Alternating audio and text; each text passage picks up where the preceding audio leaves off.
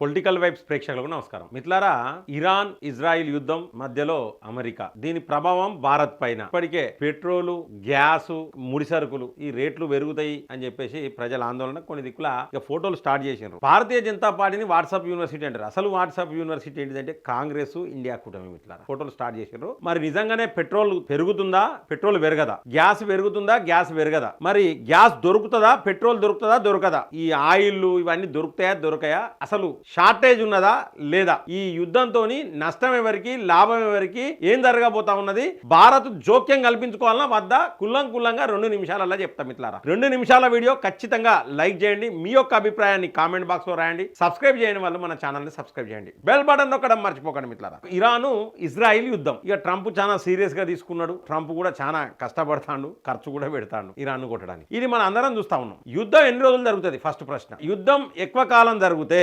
అమెరికాకు భారీ నష్టం జరిగే అవకాశాలు ఉన్నాయి. అమెరికా గవర్నమెంట్ కి ఇబ్బంది, రాజకీయంగా కూడా ట్రంప్ కి ఇబ్బంది అవుతుంది ఎక్కువ కాలం గనక యుద్ధం జరిగితే. ఇప్పటికే అమెరికాలో స్టార్ట్ అయింది. అమెరికాకు భద్రత గండం కూడా ఉంటుంది ఎక్కువ కాలం గనక యుద్ధం జరిగితే. అంటే ఈ యుద్ధం ట్రంప్ కూడా ఇంపార్టెంట్. ఇంకో వారం 10 రోజులలో క్లోజ్ చేసుకోవాలి. ఇది చేసుకోకపోతే అమెరికాకు కూడా చాలా నష్టం, ఇజ్రాయిల్ కు నష్టమే, ఇరాన్ కు నష్టమే. ఇది నెంబర్ 1 పాయింట్. ఇక నెంబర్ 2 పాయింట్ ఏంటంటే మన దగ్గర అన్ని ఉన్నాయి. గ్యాస్ ఉన్నది, పెట్రోల్ ఉన్నాయి, అన్ని ఉన్నాయి, అందరికీ అవసరమైనంత ఉంటుంది. కానీ కొన్ని దగ్గర గ్యాస్ దొరుకుతలేదని, కొన్నిట్లల్లో పెట్రోల్ దొరుకుతలేదని చెప్పేసి కొంతమంది హడావుడి చేస్తూ ఉంటారు. కారణం ఏంటంటే ఈ యుద్ధం జరుగుతోంది, రేపు పొద్దుగాల గ్యాస్ దొరుకుతుందో దొరకదో, రేపు పొద్దుగాల పెట్రోల్ దొరుకుతుందో దొరకదో అనే భయంతో గ్యాస్ సిలిండర్లు అవసరం లేకుండా బుక్ చేసుకున్న వాళ్ళు చాలా మంది ఉన్నారు. ఇక పెట్రోల్ అయితే నింపుకుంటారు, డీజిల్ పెట్రోల్ నింపుకుంటారు, క్యూలు లైన్లు కడతారు, నింపుకుంటారు. అవసరం లేదు. ఈ యుద్ధం అనేది ఎక్కువ కాలం జరగదు. ఎక్కువ కాలం జరిగితే, యుద్ధం జరిగితే అమెరికా అగ్రరాజ్యం కాస్త శ్రీలంక పరిస్థితి ఎత్తది, అడకదినే పరిస్థితి. కాబట్టి వాళ్ళకి తెలుసు వాళ్ళ ఆర్థిక వ్యవస్థ ఎట్లున్నది,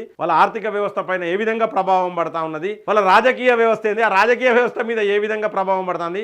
భయంగా బతికే పరిస్థితి. భద్రత కూడా ప్రాబ్లమే అక్కడ. అంటే వాళ్ళ మీద ఎప్పుడు బాంబులు పడతాయో అదో తలకాయ నొప్పి ఉంటుంది. కాబట్టి యుద్ధం తొందరలోనే క్లోజ్ చేసే అవకాశాలు అయితే చాలా స్పష్టంగా కనబడతాయి. మిత్రులారా, మెయిన్ జనాలు ప్యానిక్ అవుతా ఉన్నారు. ఈ గ్యాస్ రేట్లు పెరుగుతాయి, లేదా గ్యాస్ దొరకది. ఇక ఒకడు పెడతాడు, వాట్సాప్ లో పెడతాడు, ఒకడు ఇండియా కూటమికి సంబంధించిన ఒకడు పెట్టిండు. మిత్రులారా, ఏమని పెడతాడంటే వాస్తవానికి ఎలక్షన్లు లేకపోతున్నాడ పెట్రోల్ రేటుని, గ్యాస్ రేట్లు ఇప్పటికే పెంచు, మీ కొన్ని రాష్ట్రాలలో ఎలక్షన్స్ ఉన్నాయి కాబట్టి పెంచుతారంటే, అరే ఫాల్తు నా కొడుకులో చెప్తా ఉన్నా. ఇటువంటి ఇబ్బందులు వచ్చినప్పుడు మన దేశానికి మనందరం కూడా సపోర్ట్ చేయాలి. ఈవెన్ దో మన దేశం మీద యుద్ధం కనుక వచ్చేది ఉంటే ఇటువంటి ఫాల్తు నా కొడుకులు ఏం చేస్తారంటే, మన దేశానికి ఇబ్బంది కావాలి, ఆ ఇబ్బంది అయిన తర్వాత మా ఇండియా కూటమి అధికారంలోకి రావాలనే ఫాల్తు నా కొడుకులు వాళ్ళు. దీన్ని రాజకీయంగా చూడొద్దు. ఒక యుద్ధం జరుగుతుంది అక్కడ. ఇక ఒకడు అంటాడు మనం ఇంటర్ఫియర్ కావాలి, మోడీ ఎందుకు మాట్లాడతలేడు, నోరు విప్పలేడు అంటారు. నోరు ఎందుకు విప్పాలి? మనకి ఏం అవసరం? మనకు కలిగే నష్టమే ఉన్నది. మనకు ఇరాన్ అవసరమే, ఇజ్రాయిల్ అవసరమే, ఎందుకంటే మనకు ఆయిల్ అవసరం అక్కడ నుండి. మిత్రులారా, ఇప్పటికే నరేంద్ర మోడీ చేయబట్టే మన బతికియాల.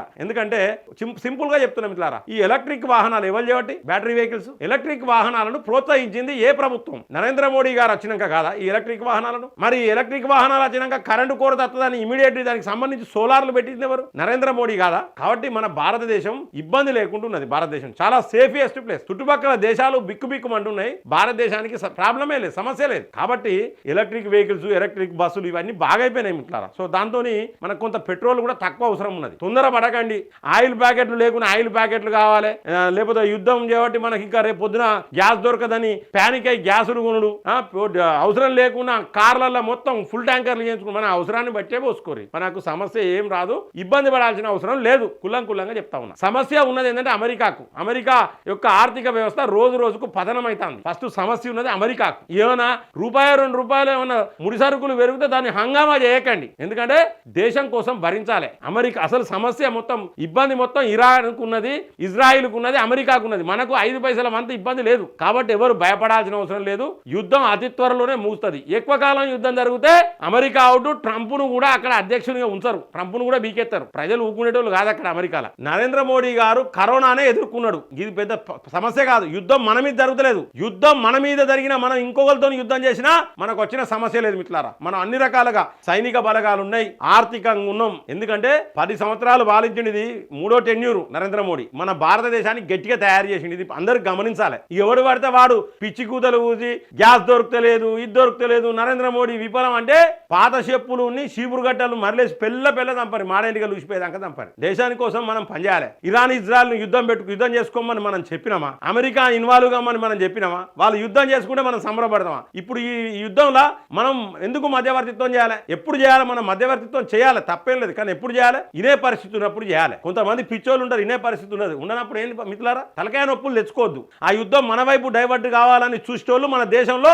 ఇంతమంది ఉన్నారు. ఎవరున్నారు అనేది కూడా మీరు కామెంట్ బాక్స్ లో రాయండి. మీ ఇంట్లో మీ ఫ్యామిలీ మెంబర్స్ చెప్పండి. అవసరాన్ని మట్టికే పెట్రోల్ అయినా డీజిల్ అయినా గ్యాస్ అయినా ఏమైనా సామాన్లు కొనుక్కున్నా కూడా అవసరం మట్టికే కొనండి. ప్యానిక్ అయ్యి యుద్ధం చేయబట్టి మనకి ఏం దొరకదు అడక్క తింటామనే ఆలోచన వద్దు. కరోనానే ఎదుర్కొన్నాం, కరోనాను ఎదుర్కొని మళ్ళీ నిలబడ్డాం. బ్రహ్మాండంగా మన ఆర్థిక పరిస్థితి కూడా బ్రహ్మాండంగా ఉన్నది. అలా అటువంటి పరిస్థితుల్లో భారతదేశం ఉన్నది అంటే that credit goes to Narendra Modi గారు. అటువంటి అప్పుడు ఎక్కడో యుద్ధం జరిగితే మనకేం ఇబ్బంది? పెట్రోల్ సంగతి గ్యాస్ సంగతి అంతా ప్రభుత్వం చూసుకుంటది. ఇలా ఉత్తమ్ కుమార్ రెడ్డి అంటాడు ఇది కేంద్ర ప్రభుత్వానికి సంబంధం. కేంద్ర ప్రభుత్వం అసలు ఇక్కడ కేంద్ర ప్రభుత్వమే. మరి మీ మీ ప్రభుత్వం లేకపోతే రాష్ట్ర ప్రభుత్వం కూడా మంచిగా ఉంటది. ఇక్కడ భారతీయ జనతా పార్టీ వస్తే మీ దరిద్రం ఇక్కడ, మీ కాంగ్రెస్ దరిద్రం ఇక్కడ, కర్ణాటక హిమాచల్ ప్రదేశ్ లో మీ దరిద్రం లేకపోతే దేశం బ్రహ్మాండంగా ఉంటది. మీ రాహుల్ గాంధీ, మీ ప్రియాంక గాంధీ, మీ సోనియా గాంధీ దరిద్రం అంత దరిద్రం ఈ దేశంలోకి వెళ్ళిపోతే ఇంకా బ్రహ్మాండంగా ఉంటుంది దేశం. ప్రజలను రెచ్చగొట్టే ప్రసంగాలు బంద్ పెట్టండి. ప్రజలను రెచ్చగొట్టుడు లేకపోతే ఇది లేదు అది లేదు అన్నట్టు బంద్ పెట్టండి. ఈ యుద్ధం తొందరలోనే ముగుస్తుంది, డౌట్ లేదు. ముగిసినా ముగియకున్నా మనకు వచ్చిన ప్రాబ్లం ఏం లేదు. మనం ఇన్వాల్వ్ కావాలని అనుకునేటోళ్ళకి చెప్తానా, ఎవరికైనా నిజంగానే ఇరాను ఇజ్రాయెల్ ఈ అమెరికా మధ్యలో పెద్దరికం చేయాలనే ఆలోచన వాళ్ళు ఉంటే పోయి యుద్ధం చేసుకోరు. మీరు పోయి ఉంటున్నారు పీక్ వీక్. దయచేసి ఈ యొక్క వీడియో పట్ల మీ యొక్క అభిప్రాయాన్ని కామెంట్ బాక్స్ లో రాయండి. సబ్స్క్రైబ్ చేయని వాళ్ళు మన ఛానల్ సబ్స్క్రైబ్ చేయండి. బెల్ బటన్ నొక్కడం మర్చిపోకండి మిత్రులారా. జై హింద్, జై భారత్.